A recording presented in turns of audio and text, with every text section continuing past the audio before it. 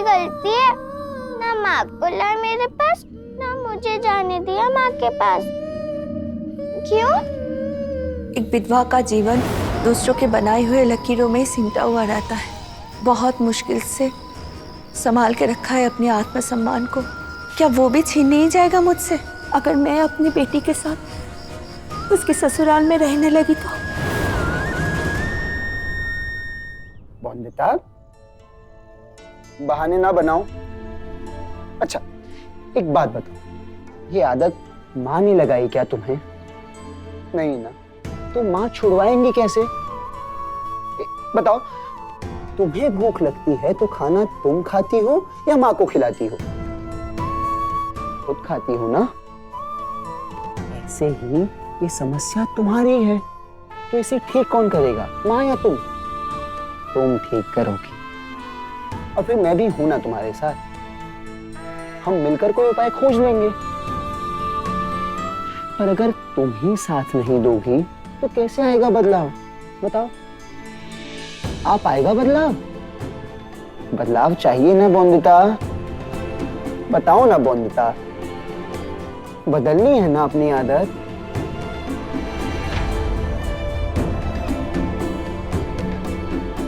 वंदिता, प्यार की भाषा समझ नहीं आती।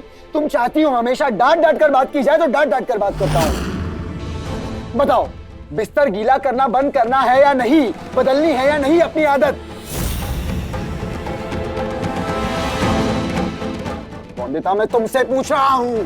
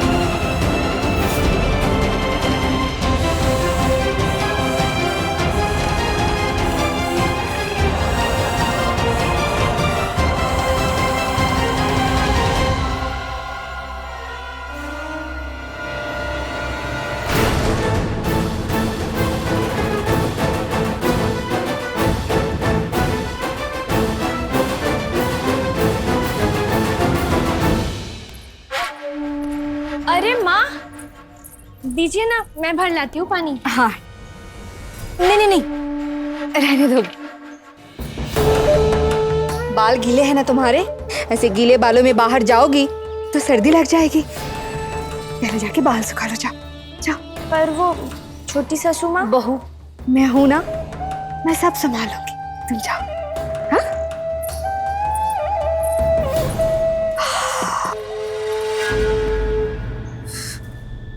हे दुर्गा माँ,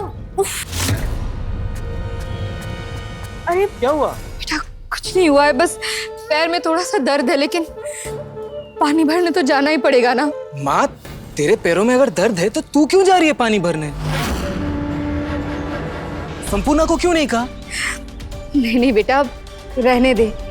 नई नई ब्याह कर आई है, अब मटके में पानी भरने से ज्यादा बाल सुखाना जरूरी होगा ना उसके लिए, और फिर तेरे लिए सजना संवरना भी तो होगा उसे।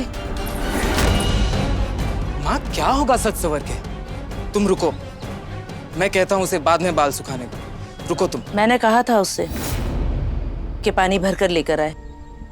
नहीं विराज, चुप करो। नहीं माँ, बताइए, संपूर्णा ने क्या कहा?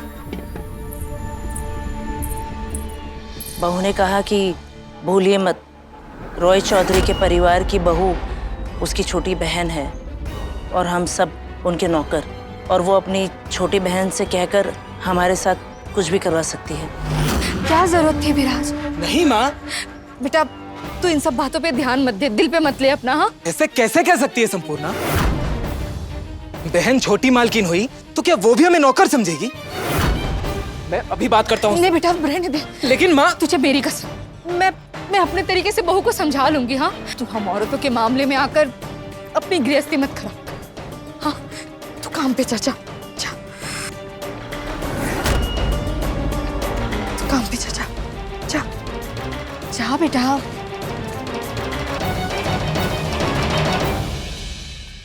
दुर्गा दुर्गा। संपूर्णा बहू को सताने में बेटे का भी तो दिल दुखा रही हो। विराज बहन, मेरे कहने पे नहीं,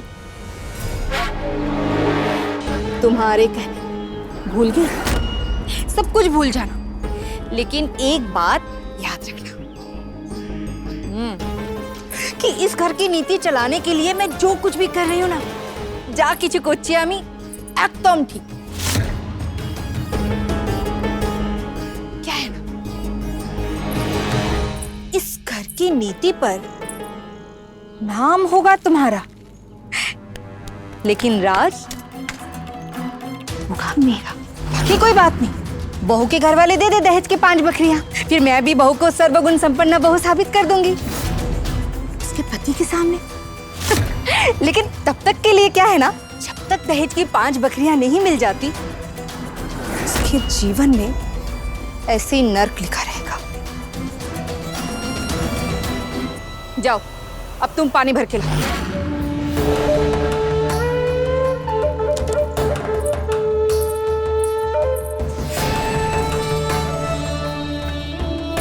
अब विराज बहन,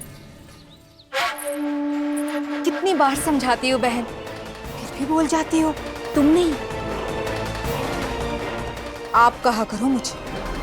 जाओ। Durga Durga. Yes. It will be sent to you tomorrow. Cool. Thank you. आओ बंदिता, चलो ना। बंदिता चलो। अनिरुद्ध रुको।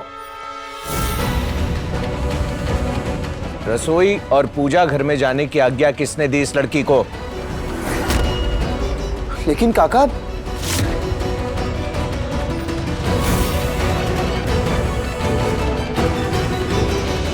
कहा था माँ के पास जाने दो मुझे।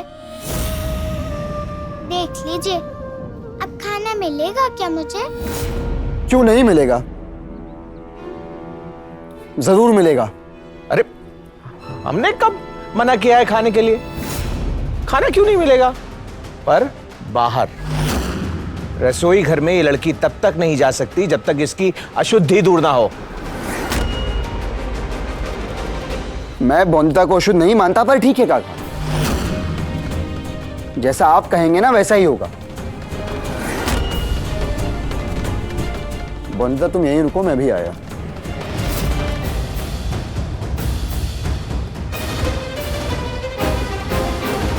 रसोई में गए हैं राक्षस बाबू, जरूर रसगुल्ले लाएंगे मेरे लिए, ताकि मान जाऊं मैं, छोड़ दूं अपना गुस्सा।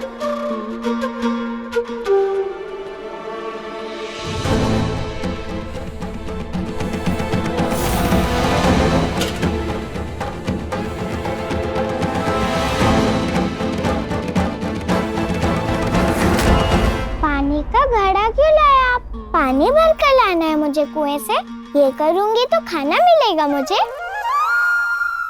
खाना जरूर मिलेगा, और पानी भरकर लाना नहीं, पीना है। क्या? पूरा मटका भर के पिया तो पेट फूलकर मटके की तरह नहीं बन जाएगा? पूरा पानी एक साथ नहीं पीना है बंदिता।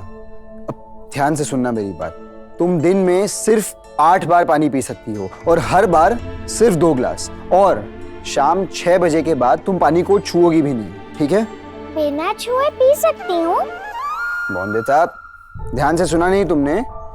शाम 6 बजे के बाद तुम एक बूंद भी पानी नहीं पियोगी, ठीक है? मतलब गिनकर पीना है पानी?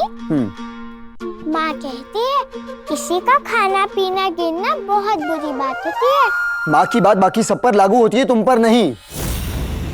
तुम्हारा पानी गिना भी जाएगा और समय पे ही पिया जाएगा, समझी? और इससे ही तुम्हारी समस्या का समाधान होगा।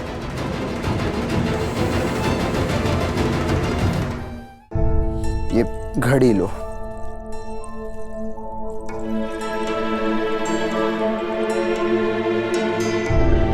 इस घड़ी में देखकर हर 2 घंटे बाद तुम पानी पियोगी। कुछ होगा इस सब से?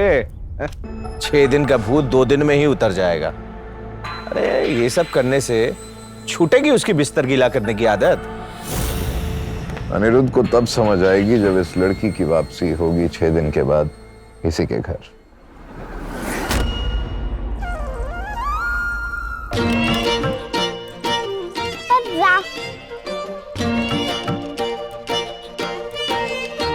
मेरा मतलब पति बाबू, मुझे तो समय। नमस्ते मालिक। अनिरुद्ध,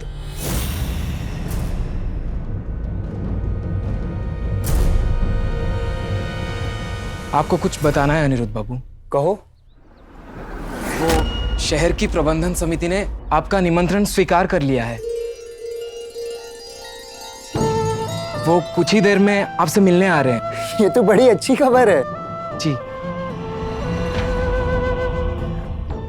वो औरतों के लिए जो पब्लिक टॉयलेट बनवाना था ना, उसी विषय पर बात करने बुलाया है उन्हें।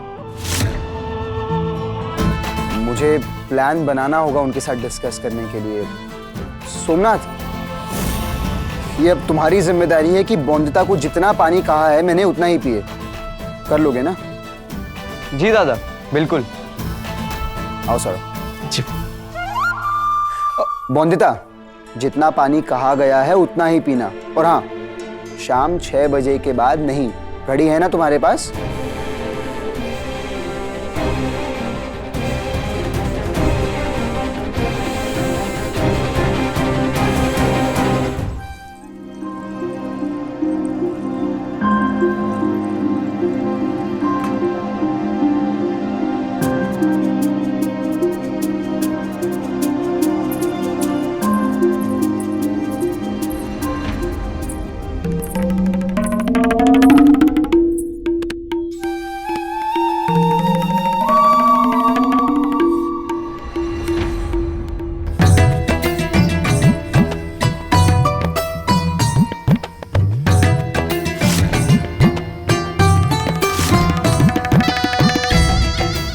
तो नहीं समझ रहा,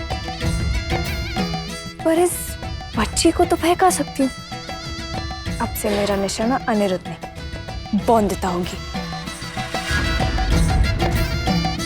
वैसे भी बहुत भरोसा करती है मुझ पर, उसका फायदा तो उठाना ही होगा।